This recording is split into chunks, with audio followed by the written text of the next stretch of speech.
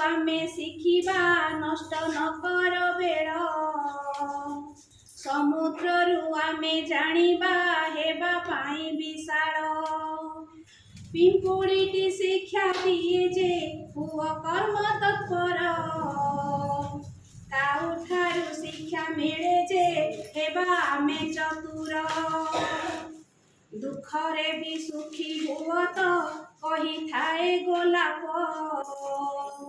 अन्य को आलोक देखाओ शिक्षा दिए जे दीप कोइली शिखाए आमको कहिबा मीठा कथा सूरज ठारू जे शिखिबा रख निरंतरता